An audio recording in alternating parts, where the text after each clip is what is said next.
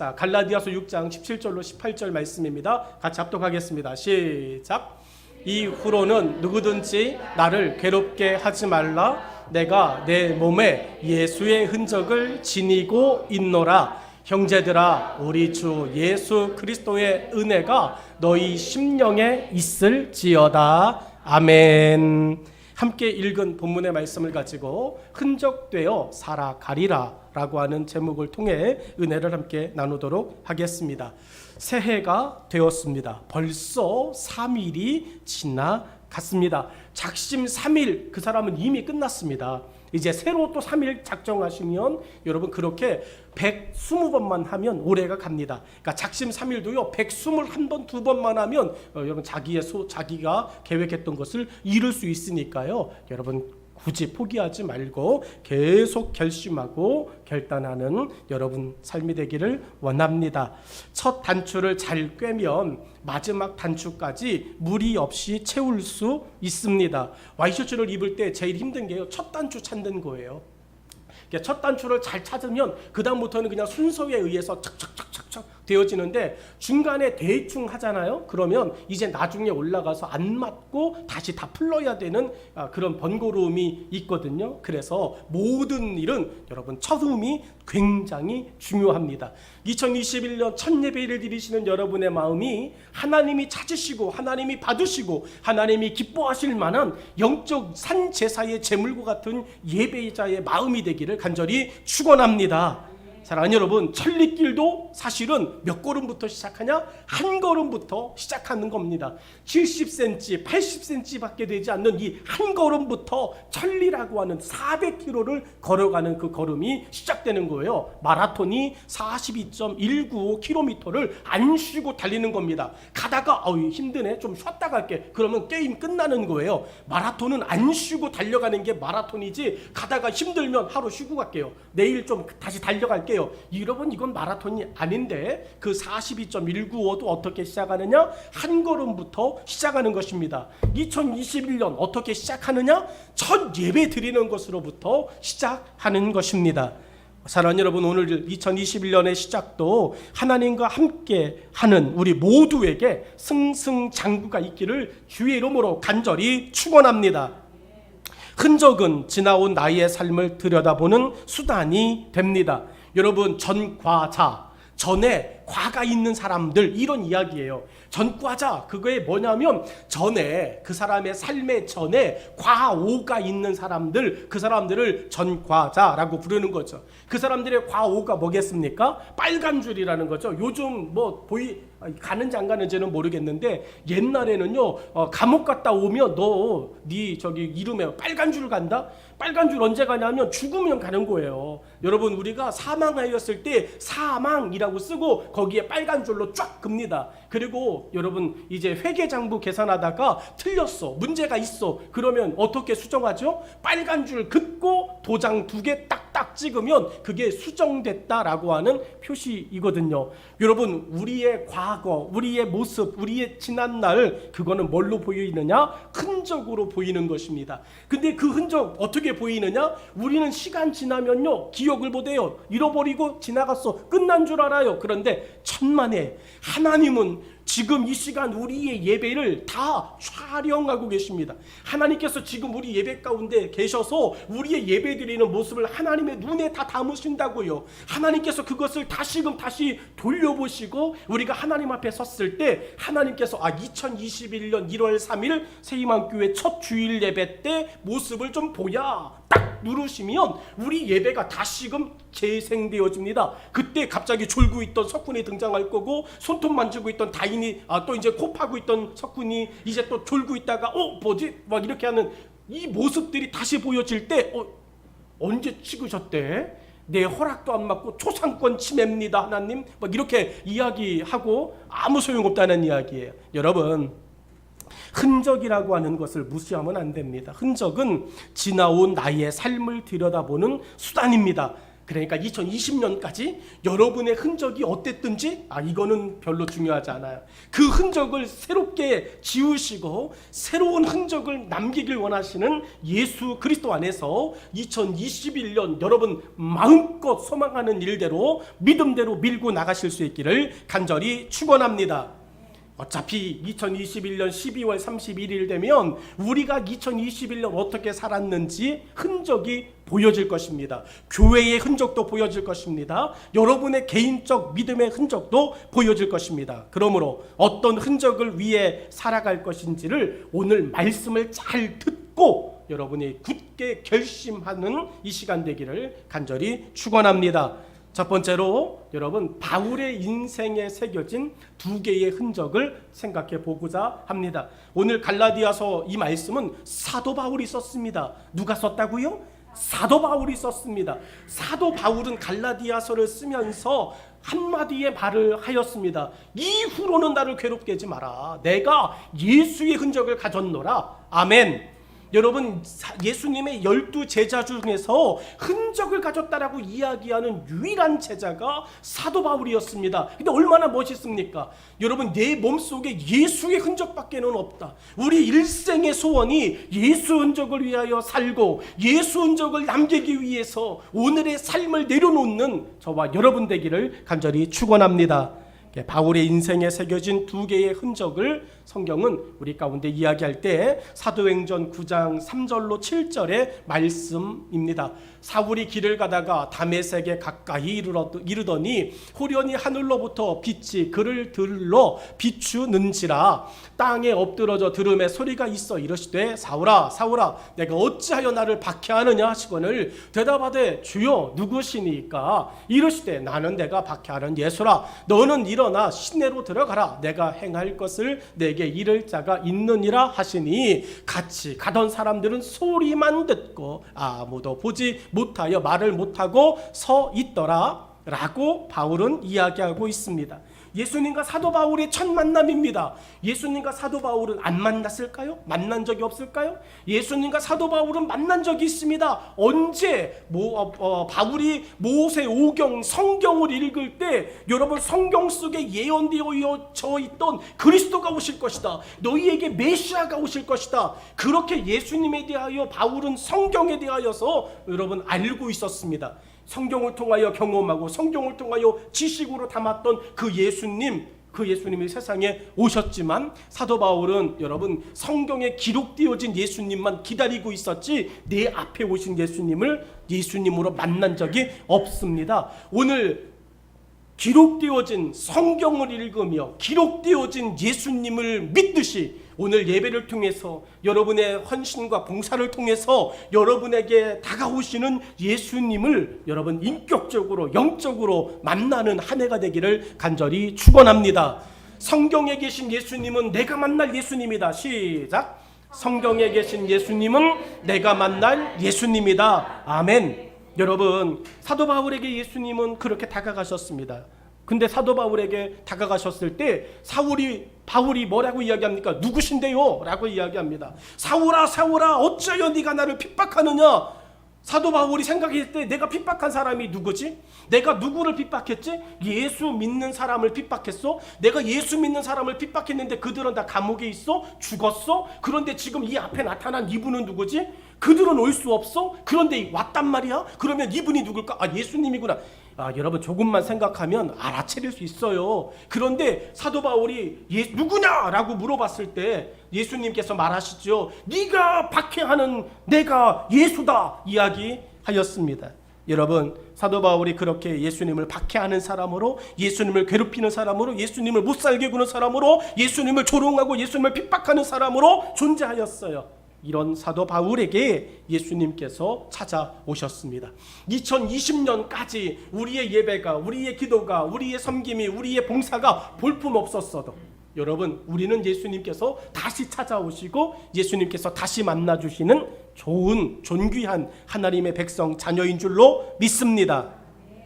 흩어졌던 제자들을 예수님은 찾아가셨습니다. 예수님 안 모른다고. 누군데? 나 예수님 몰라. 그런 사람 나도 알지도 못해. 내가 그 사람을 욕하면 욕했지. 모른다니까. 막 이렇게 예수님 앞에 못된 이야기하고 도망갔던 제자들. 예수님보다 자기가 더 살려고 뿔뿔이 흩어졌던 제자들. 어디가 있었던, 여러분 찾아다닐 필요 없어요. 예수님은 다 아시니까. 여러분, 예수님께서 흩어졌던 제자들 한 사람 한 사람을 찾아가셨습니다. 그 중에 한 사람이 베드로인데, 베드로를 찾아가셔서 예수님께서 베드로 그 잡아오는 고기를 가지고 내가 예수다 말도 안 하고 잡은 고기 있냐 물어보시고 있습니다. 그럼 고기 몇 마리만 줘봐. 이렇게 이야기해서 제자들에게 당신이 누군지 말도 안 하시고 제자들 고기 잡고 있을 때 예수님 밖에서 물 밖에서 고기를 구워놓고 계셨습니다. 그리고서는 베드로와 요한과 이제 안드레와 야고보가 올라왔을 때 이야기하십니다. 먹어라. 이렇게 이야기하십니다. 여러분, 찾아오셨다니까요. 자기를 버리고 도망간 제자들을 예수님께서 찾아오셨다고요. 오늘 예배드리지 못하고 졸고 있고 떠들고 있고 왜 가야 돼? 라고 말하며 있었던 우리를 예수님이 또 찾아오신다고요. 할렐루야. 찾아오시는 예수님, 그 예수님께서 우리와 함께 하십니다. 그들에게 다시 모여 약속하신 성령을 기다리라고 말씀하셨습니다. 배신감과 믿음을 지키지 못했다는 죄책감에 빠져있던 제자들에게 예수님의 다가오심은 갚을 수 없는 또 다른 은혜로 여기기에 충분했습니다. 저는 기대하고 희망하는 게 오늘 예배드리고 있는 이 시간 한 사람 한 사람에게 예수님이 말씀하시고 내가 너와 함께하고 있어 그렇게 말씀하면 여러분 우리가 가슴이 뜨거워지지 않겠습니까? 우리가 다시 한번 정신 차리지 않겠습니까? 밍숭밍숭 긴가민가하는 우리의 믿음에 우리 예배를 진짜 하나님이 받으신다고, 우리 예배를 하나님이 진짜 보신다고, 이렇게 아이고 한 번도 경험해 보지 못했던 우리 예배에 주님이 짜잔 나타나셔서 다민아 내가 너와 함께하고 있어, 다인아 내가 오늘 너 예배를 보고 있어, 네 옆에서 이렇게 말씀하시면 우리에게 영적 경험의 시간이 아니겠습니까? 우리 어른 세대들은 그런 예수님 만난 세대들 아닙니까? 기도하면서 환상 가운데 보이시고 나를 만나주신 내 아픔과 내 질병을 가지고 기도하였을 때 내 연약함과 내 질병을 깨끗하게 고쳐주신 그 예수님, 우리의 앞길의 어려움과 장애 앞에서, 물질의 막막함 앞에서 우리를 다독이시고 위로하시며 내가 너와 함께한다, 내가 너를 축복하였다, 받은 복을 세워보아라 말씀하셨던 그 살아계신 예수님 우리는 경험했잖아요. 우리는 그 예수님의 은혜를 알잖아요. 우리의 다음 세대들에게 내가 만난 예수님 너도 만날 수 있어 라고 2021년 우리 다음 세대들을 깨우고 붙들고 일으켜주는 우리 모든 지체들 되기를 간절히 축원합니다. 사랑하는 여러분, 제자들은 예수님이 다시 모여 라고 하는 이 말씀만큼은 무슨 일이 있어도 지키고 싶었을 것입니다. 그래서 흩어졌던 제자들은 서로 연락을 하고 정해진 날짜에 마가에 다락방에 1명, 2명 모여들기 시작했습니다. 예수님은 약속하신 대로 제자들에게 한 번도 경험한 적이 없는 상상을 초월하는 영적 체험의 은혜를 베푸셨습니다. 모이면 됩니다. 사랑하는 여러분, 예수님의 말씀 다시 한번 기억하고 내가 이번만큼은 지켜봐야지, 우리의 생애 가운데 이번만큼은 정말로 그 말씀에 순종해봐야지, 그리고 힘들고 어려운 거 알고 불안한 거 알고 걱정스러운 거 알지만 함께 그곳에 모여들었을 때 그곳에 계신 예수님께서 보호해 주시고 그곳에 계신 예수님께서 역사해 주시고 그곳에 계신 예수님께서 우리의 모든 근심과 걱정을 해결해 주실 줄로 믿습니다. 그러므로 2021년 여러분의 인생 가운데 여러분보다 앞서가시는 예수님께서 늘 여러분 푸른 초장을 만드시고 쉴만한 물가를 만드시고 하늘을 우러러 하나님 앞에 은혜를 구하면 하늘에서 정말로 소낙비 같은 영적 은혜의 단비가 여러분의 영혼을 충만히 채워주실 줄로 믿습니다. 그곳에 마가다락방에 모였던 한 사람 한 사람 갑자기 변하기 시작합니다. 갑자기 이상해지기 시작합니다. 옆에 있던 아무 이름도 없었던, 별 볼 일 없었던, 이름도 알지 못했던 누군가가 갑자기 이상해집니다. 뜨거워집니다. 그 사람 곁에 가기가 두려워집니다. 그 사람이 활활 타오릅니다. 그 사람의 입이 바뀝니다. 그 사람의 생각이 바뀝니다. 그 사람의 표정이 바뀝니다. 예수 만난 사람이 되었습니다. 성령 경험한 사람이 되었습니다. 사랑하는 여러분, 올 한 해 여러분의 예배드리는 여러분의 한 사람의 모습을 통해 옆에 있는 누군가가 성령을 경험하고 예수 그리스도의 은혜를 경험하고 예수 믿으면 저렇게 되는구나, 성령 받으면 저렇게 되는구나, 변화의 모습을 보여줄 수 있기를 간절히 축원합니다. 제자들이 담대해졌다는 특징이 여전히 두 눈을 부릅뜨며 예수를 믿는 자들을 잡아 핍박하는 사람들 앞에서 당당하게 예수는 그리스도라고 말한다는 것입니다. 마가다락방을 나왔어요. 마가다락방에서 성령의 영적 체험을 여러분 몇 날 몇 시간 한 것이 아니잖아요. 마가다락방에서 그들이 한 달 동안 여러분 성령의 충만함을 경험한 것이 아니잖아요. 성령의 충만함은 그들에게 단 한 번의 사건이었잖아요. 일회적인 기억이었잖아요. 그 한 번의 사건이 끝나고 그들은 그곳에 있을 수 없었습니다. 한 번이면 족합니다. 올 한 해 저와 여러분이 예수 만나는 성령을 경험하는 영적 도전에 한 번이 있기를 간절히 축원합니다. 우리는 한 번 예수를 진실로 만나고 성령의 은혜와 감동을 한 번 제대로 경험해서 우리의 인생을 바꾸시는 주님과 함께 살아도 죽어도 주를 위해 고백하는 믿음의 사람들 되기를 간절히 축원합니다. 여러분 사도행전 4장 12절로 14절에 이런 말씀이 있습니다. 다른 이로서는 구원을 받을 수 없나니 천하 사람 중에 구원을 받을 만한 다른 이름을 우리에게 주신 일이 없음이라 하였더라. 그들이 베드로와 요한이 담대하게 말함을 보고 그들을 본래 학문 없는 범인으로 알았다가 이상히 여기며 또 전에 예수와 함께 있던 줄도 알고 또 병 나은 사람이 그들과 함께 서 있는 것을 보고 비난할 말이 없는지라. 아멘. 여러분 베드로와 요한이 뭐라고 이야기하냐고요? 사도들이 뭐라고 이야기하냐고요? 천하 다른 이름으로는 구원을 얻을 만한 이름이 준 적이 없어 라고 이야기합니다. 여러분 마가다락방에 가기 전에는요 이런 말을 커녕 예수님 곁에 있지도 못했던 사람들입니다. 마가다락방에 가기 전에는 그 사람들 이렇게 말하기 전에 다 도망갔고 살기 바빴던 사람들이에요. 그런데 마가다락방 올라갔다 보고 난 후에 바뀌어졌습니다. 여러분 예수 만나고 성령 체험하고 난 후에 그들의 인생의 목적이 바뀌었습니다. 성령으로 담대해진 제자들이 있다면 사단도 똑같이 응수하는 것이 영적 세계입니다. 우리는 영적 세계에 있습니다. 우리는 영적 세계를 경험하고 있습니다. 우리가 성령 충만해지면 충만해질수록 우리 곁에 사단도 그에 못지않게 우리를 영적 세계 속에서 흔들고 있습니다. 성령 충만한 제자들의 이러한 모습을 가로막는 한 사람이 등장했으니 그가 바로 사도 바울이었습니다. 사울은 믿는 자들을 잡아 핍박하는 것을 사명으로 여기던 사람입니다. 사도행전 22장 20절 말씀은 이렇습니다. 또 주의 증인 스데반이 피를 흘릴 때에 내가 곁에 서서 찬성하고 그 죽이는 사람들의 옷을 지킨 줄 그들도 아나이다. 여러분 내가 증인이 됐대요. 내가 찬성했대요. 누구냐? 사도 바울이었습니다. 이렇게 믿는 자들에게 공공의 적이 된 사울을 예수님은 또 다른 흔적으로 택하시고 준비하셨습니다. 바울이 믿는 자들을 잡으려고 가던 길을 예수님은 바울이 복음을 전하는 길로 바꾸셨어요. 다메섹으로 가는 것은 그 예수 믿는 사람들을 잡으려고 갔는데 그 길을 예수님은 오히려 복음을 전하는 사람으로 바울을 바꿔버려요. 고민할 필요가 없습니다. 괴롭히던 사람을 나를 돕는 사람으로 바꾸면 여러분 내 문제는 해결됩니다. 올 한해 여러분을 괴롭히는 질병, 올 한해 여러분을 괴롭히는 물질, 올 한해 여러분을 괴롭히는 인간관계, 여러분을 괴롭히는 직장, 여러분을 괴롭히는 학업, 여러분을 괴롭히는 친구들, 여러분 그 사람들을 그 문제를 바꾸면 그게 다 나를 돕는 것들로 바뀌어진다고요. 오늘 그런 예수의 은혜가 있기를 간절히 축원합니다. 예수님을 만난 후 사울은 바울로 스스로 이름까지 바꾸며 달라진 자신을 잊지 않으려고 노력하는 삶을 살았습니다. 바울을 위한 예수님의 흔적 만들기가 무엇인가요? 여러분 사도행전 9장 15절 말씀을 보면 주께서 이르시되 가라 이 사람은 내 이름을 이방인과 임금들과 이스라엘 자손들에게 전하기 위하여 택한 나의 그릇이라. 아멘. 여러분 예수님께서는 계획이 계셨어요. 예수님께서는 바울을 그렇게 쓰시고자 계획이 있었어요. 예수님의 계획이 뭡니까? 더 핍박해라, 더 괴롭혀라, 더 못살게 굴어라, 그래 더 악하게 해라. 여러분 그렇게 이야기합니다. 왜 그럴까요? 여러분 내가 진짜 죄인인 것을 알면 그 죄를 용서해 주신 분의 은혜가 어떤지 알죠. 큰 걸 알죠. 갚을 수 없는 걸 알죠.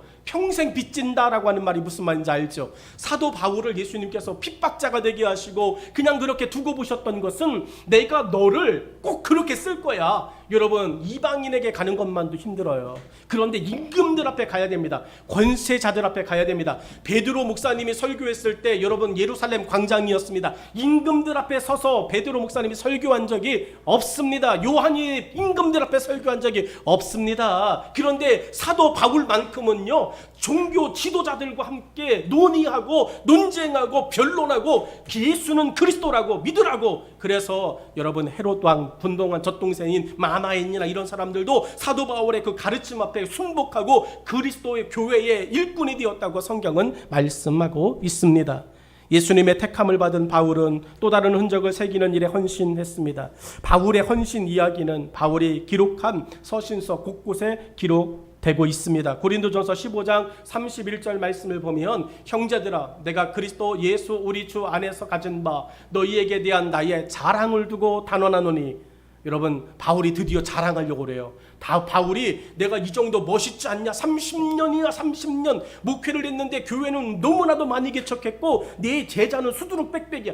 조용기 목사님 요즘 내노라 하시는 한국의 유명하고 큰 교회 비교가 되지 않습니다. 사도 바울이 전도해 놓은 교회는 그런 거하고 숫자로 이렇게 논쟁도 되지 않아요. 그래 멋있게 자랑할 줄 알았습니다. 그랬더니 자랑이 딱 한마디입니다. 나는 날마다 뭐해요? 사도 바울의 멋있는 여러분 자기 고백이 뭡니까? 죽는다는 거였어요. 내가 예수 그리스도의 제자가 되고 난 후에 내가 하는 것은 죽는 것밖에 없습니다. 예수 그리스도의 제자가 되어진 여러분이 하실 수 있는 것은 뭐밖에 없어요? 죽는 것밖에는 없습니다. 빌립보서 3장 8절 또한 모든 것을 해로 여기면 내 주 그리스도 예수를 아는 지식이 가장 고상하기 때문이라 내가 그를 위하여 모든 것을 잃어버리고 배설물로 여기면 그리스도를 얻고라고 바울은 이야기합니다. 사도 바울은 예수 믿고 난 후에요 버려야 될 것과 가져야 될 것을 정확하게 알아차린 사람이었습니다. 올 한 해 여러분 우리 예수 그리스도를 얻는 것, 예수 그리스도를 갖는 것, 그거에 한 걸음 더 힘을 내시면 좋겠습니다. 여러분 갈라디아서 2장 20절 말씀은 이렇습니다. 내가 그리스도와 함께 십자가에 못 박혔나니 그런즉 이제는 내가 사는 것이 아니요 오직 내 안에 그리스도께서 사시는 것이라. 이제 내가 육체 가운데 사는 것은 나를 사랑하사 나를 위하여 자기 자신을 버리신 하나님의 아들을 믿는 믿음 안에서 사는 것이라. 아멘. 여러분 누가 나를 사랑한대요? 나를 사랑하사 자기 자신을 버리신 예수 그리스도, 그분이 내 안에 사세요. 우리의 삶의 목표와 삶의 기준은 바뀌어졌어요. 로마서 14장 8절은 이렇습니다. 우리가 살아도 주를 위하여 살고 죽어도 주를 위하여 죽나니 그러므로 사나 죽으나 우리는 누구의 것이에요? 주의 것입니다. 우리가 사나 죽으나 누구의 것이라고요? 안 보이는군요. 여러분 고린도전서 로마서 14장 8절은 그냥 간단합니다. 우리가 살아도 주를 위하여 살고 죽어도 주를 위하여 죽나니 그러므로 사나 죽으나 주의 것이로다. 이렇게 성경은 말씀합니다. 바울은 예수 믿음의 흔적을 새기는 일이라면 자신의 목숨도 조금도 귀한 것으로 여기지 않았습니다. 마가다락방에 있던 제자들의 삶이 바울에게도 경험된 것입니다. 예수님은 바울이 가진 두 개의 흔적이 우리가 가지고 있는 흔적이라고 말씀하셨습니다. 바울의 흔적이 여러분의 흔적입니다. 바울의 흔적이 나의 흔적입니다. 시작. 바울의 흔적이 나의 흔적입니다. 할렐루야. 그런 흔적으로 올 한 해 사실 수 있기를 축복합니다. 여러분 그러면 바울의 변화가 우리에게도 일어나기를 하나님은 원하신다고요. 두 번째가 남기고 싶은 흔적을 위해 지워야 하는 수고를 감당하는 한 해가 되어지기를 소망합니다. 17절 말씀에 이런 말씀이 있습니다. 나를 괴롭게 하지 말라. 내가 내 몸에 예수의 흔적을 지니고 있노라 라고 바울은 이야기합니다.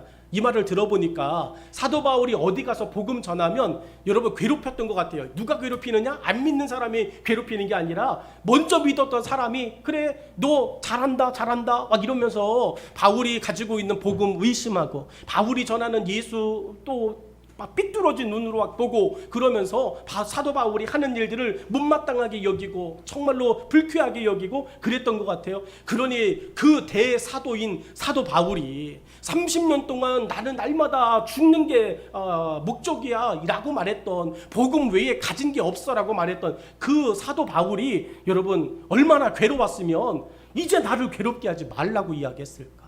사랑하는 여러분, 우리 조금만 모함당해도, 조금만 무시당해도, 조금만 멸시당해도 기분 나쁘잖아요. 그래가지고 갈 거야 안 갈 거야 안 나가 다녀 막 이렇게 이야기하잖아요. 여러분 올 1년 동안 우리 그런 이야기 우리 지체들로부터 안 듣는 한 해가 되어지기를 간절히 축원합니다. 서로의 좋은 것들을 격려하고 붙잡아주고 잘한다 올 한 해 우리 새희망 지체들 입에서는 왜 그래 라고 하는 말보다 잘했어 라고 하는 말이 더 많이 왕성하게 또 들려지는 한 해가 되기를 축복합니다. 그래서 우리가 할 일이 있습니다. 과거의 흔적으로 괴로워할 생각, 괴롭힐 생각 마십시오. 여러분 우리가 남기고 싶은 흔적을 위해서 지워야 하는 수고를 감당하기를 원한다면 제일 첫 번째가 과거의 흔적 때문에, 그러니까 2020년 지금까지 살아왔던 우리의 그 흔적을 가지고서 괴로워할 생각하지 마시고요. 괴롭힐 생각도 하지 마십시오. 우리는 오늘 새로이 하나님의 거룩한 존재로 자녀로 출발하는 줄로 믿습니다. 고린도전서 5장 17절 말씀 같이 읽죠. 시작. 그런즉 누구든지 그리스도 안에 있으면 새로운 피조물이라 이전 것은 지나갔으니 보라 새 것이 되었도다. 아멘. 지나간 거 가지고 괴로워할 그 바보죠. 지나간 것 때문에 속상해하면, 지나간 기회 때문에 그때 내가 그 복권 샀어야 되는데. 미래에서 온 사람이 제일 하고 싶은 거 뭔지 아십니까? 복권 사는 거래요. 미국의 슈퍼 복권 막 당첨되어지면 막 1조 막 이렇게 되어지는 미국의 그 복권 번호를 조금 미리 알아서 외국에서 미래에서 온 사람이 제일 사고 싶은 게 우리나라 이번 주 로또 복권 번호 막 이런 것들 알아가지고 강남 땅 막 70년 전에 내가 조금 사놨으면 막 이렇게 이야기하는 거 그거예요. 여러분 저 이야기가 우리는 예수 그리스도 안에 있는 새로운 피조물입니다. 그러니까 여러분 지나간 것 때문에 괴로워하지 마십시오. 지나간 일 때문에 괴롭힐 생각도 하지 마십시오. 어제까지의 일 때문에 여러분 못 살게 굴지 마십시오. 우리 모든 지체들이 다시 한번 하나님의 거룩한 흔적이 되기 위해서 해야 할 일은 괴로워할 시간도 없습니다. 괴롭힐 시간도 없습니다. 우리는 하나님 은혜 안에서 새로운 피조물이 된 줄로 믿습니다. 여러분 로마서 8장 15절 말씀은 이렇습니다. 너희는 다시 무서워하는 종의 영을 받지 아니하고 양자의 영을 받았으므로 우리가 아빠 아버지라고 부르짖느니라. 아멘. 우리 하나님을 이제 뭐라 부를 거예요? 아버지라고 부른다고요. 뭐라고 부른다고요? 아버지라고 부른다고요. 여러분 아버지라고 부를 수 있게 하신 하나님, 그러니까 예전처럼 나를 죄인의 하나로 보십시오, 나를 종의 하나로 보십시오가 아니라 나를 하나님의 아들로, 하나님의 자녀로 보십시오 라고 여러분 당당히 나아가는 것입니다. 에스겔 11장 19절로 20절 말씀을 보니까 성경은 이렇습니다. 내가 그들에게 한 마음을 주고 그 속에 새 영을 주며 그 몸에서 돌 같은 마음을 제거하고 살처럼 부드러운 마음을 주어 내 율례를 따르며 내 규례를 지켜 행하게 하리니 그들은 내 백성이 되고 나는 그들의 하나님이 되리라. 아멘. 여러분 우리 바뀌었어요. 이제는 하나님의 백성이 되었습니다. 2021년 하나님의 백성답게 굳은 마음을 제하여 버리고 부드러운 마음으로, 이 스펀지 같은 마음으로, 여러분 좀 부드러운 카스테라 같은 이런 말랑말랑한 마음으로 예수 흔적 남기는 한 해가 되기를 간절히 축원합니다. 두 번째, 그러므로 내 몸이 하나님의 도구가 되었음을 어떻게 하십시오? 당당히 밝히셔야 됩니다. 여러분 제가 기독교 한국 침례회 목사인 것을 다른 교단의 목사님 만났을 때 그분은 장로교 목사님이면 내가 침례교 목사입니다 이렇게 당당히 밝히는 게 부끄러우면 내가 장로교회로 가야 되는 거 아닙니까? 여러분 우리 교회가 새희망교회, 내가 새희망교회 집사입니다, 새희망교회 주일학교 학생입니다. 여러분 내가 하나님의 교회의 도구가 되었음을 부끄러워하지 않는 한 해가 되기를 간절히 축원합니다. 여러분, 우리는 하나님께서 도우시는 하나님의 사람입니다. 사도 바울 한 사람 때문에 여러분 수없이 많은 교회들이 세워졌어요. 사도 바울 한 사람 때문에 수없이 많은 사람들이 예수를 믿게 되었습니다. 바울이 어디를 가나 당당하게 예수는 그리스도라고 이야기했을 때 하나님의 역사가 시작되었어요. 내 몸이, 여러분의 몸이 하나님의 멋있는 도구가 되었음을 당당히 밝힐 수 있기를 간절히 축원합니다. 다니엘이 당당히 하나님의 도구가 되었음을 밝혔어요. 이런 걸로 나는 안 먹습니다. 여러분, 왕에게 제사한 거, 우상에게 제사한 이 산의 진미, 고기들, 오늘은 소고기 먹고 싶은데 저거 제사했대. 그래가지고 내가 그것들을 포기하고 내가 오늘만 먹을게. 근데 사실은 안 먹는데 내가 오늘만 먹을게. 이렇게 이야기하고 자기의 몸을 더럽히는 걸 하지 않고 왕의 모든 맛있는 물고기, 소고기, 닭고기, 악어고기, 곰고기, 막 이런 거, 호랑이 고기, 이런 것들을 하나도 안 먹고 오직 하나님 앞에 자기를 지키려고 경건하게 살았을 때, 나 하나님 믿는 사람입니다, 그런 거 안 먹습니다 이야기했지만, 다니엘의 풍채가, 다니엘의 이 체격이, 다니엘의 얼굴빛이 고기 먹은 사람보다 더 빛났다고 성경은 말씀합니다.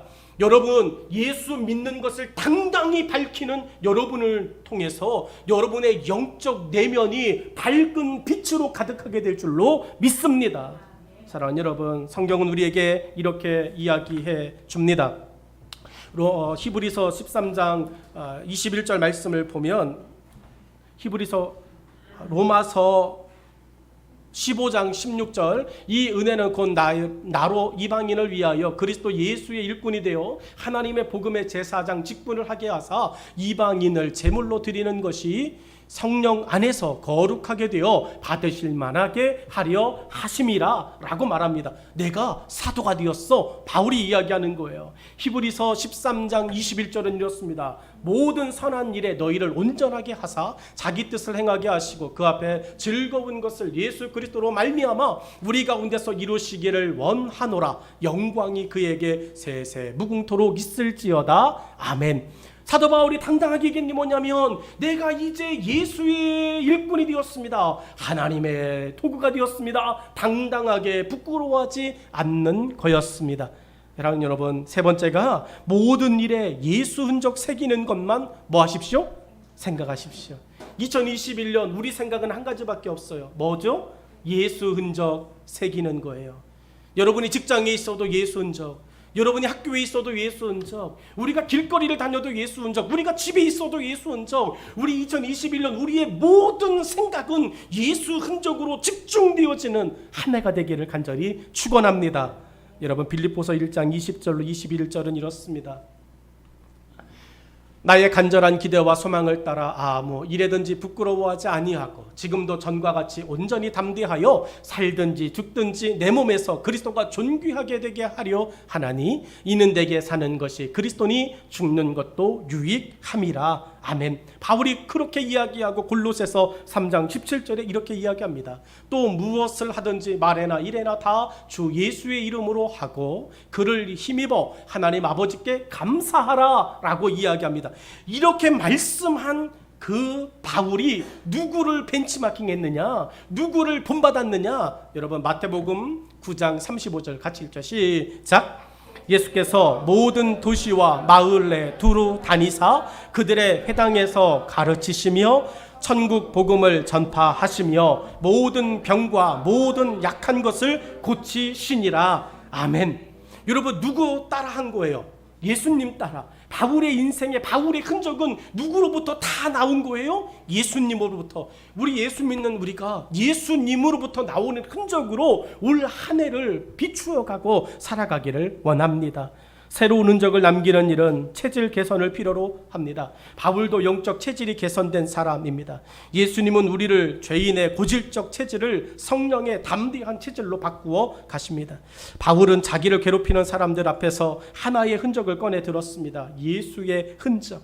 암행어사가 두들겨 맞아요. 암행어사가 자기의 그 소임을 감당하기 위해서 여러분 억울한 일도 당합니다. 그런데 결정적 순간, 증거가 되었다는 순간, 모든 것이 명명백백해졌다라고 하는 결정적 순간에 여러분 암행어사는 꺼내드릴 게 있습니다. 뭘 꺼내죠? 암행어사가 보여주는 당당한 거? 여러분, 마패입니다. 마패를 보는 순간 모든 신하들은 무릎을 꿇습니다. 마패는 임금을 상징하거든요. 여러분, 우리가 괴롭고 힘든 시간을 보냈지만 우리가 그 괴롭고 힘든 시간 앞에서 당당하게 꺼낼 수 있는 예수 흔적을 보여주면 그 모든 것들은 그 흔적 앞에 무릎을 꿇고 하나님께 존귀와 영광을 돌리게 될 줄로 믿습니다. 이 흔적을 위해 바울은 과거의 흔적을 지워왔던 삶을 하나님 사람들 앞에서 보여줌으로 믿음에 대한 자신의 결심을 드러낸 것입니다. 말씀의 결론을 함께 나누죠. 예수의 흔적, 영혼을 위한 사명으로 십자가에서 완성된 흔적입니다. 예수님의 흔적은 우리를 위해서 십자가에서 완성하신 흔적입니다.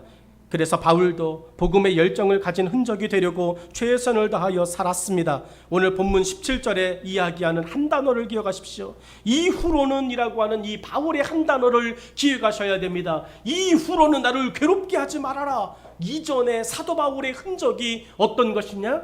성경은 고린도후서 11장 23절로 30절 말씀이 무지하게 길은데 이 말을 축약하면 이것입니다. 나 예수 믿고 난 후에 엄청나게 고생했어. 나 예수 믿고 난 후에 40에 하나 감한매를 5번 맞았어. 죽음의 파선도 경험했어. 내가 목숨이 죽다 살아나기도 했어. 이런 이야기를 해요. 이전에 내가 이런 일을 다 했어. 그러니 이후에 나를 좀 괴롭게 하지 않았으면 좋겠어. 여러분, 올 1년 동안 우리가 사도 바울의 이전에 이런 모든 영적인 또 믿음의 경험들을 통하여 우리 2021년 연말에 하나님, 올해 정말 예수 위해서 흔적을 위해서 이렇게까지 살았어요. 하나님 감사합니다. 이야기할 때 우리 교회 속에 2021년도 풍성한 하나님의 은혜와 사랑과 역사와 기적의 현장이 되게 될 줄로 믿습니다. 바울은 새겨지는 흔적을 위해서 바울은 새겨지는 흔적으로 당당하게라고 권유합니다. 새겨진 흔적이라는 말은 하나가 되다라고 하는 연합입니다. 접붙임이라고 하는 것을 통해 둘을 하나로 만드는 방법입니다. 하나님은 한 성령으로 우리를 예수의 흔적으로 만들었습니다. 마가다락방의 120명의 한 성령으로 같은 믿음과 경험의 사람이 되었습니다. 우리에게 흔적은 같은 믿음과 부르심을 향해 하나가 되는 힘입니다. 오늘 마지막 말씀의 결론에 저 문장을 기억하십시오. 사랑하는 여러분, 우리에게 흔적은 같은 믿음과 부르심을 향해 하나가 되는 힘입니다. 그러므로 2021년 서로를 더 축복하고 서로를 더 아끼고 서로를 더 사랑하고 격려하며 하나 되어진 힘, 하나 되어진 흔적을 향해 나아가기를 간절히 축원합니다. 기도하겠습니다.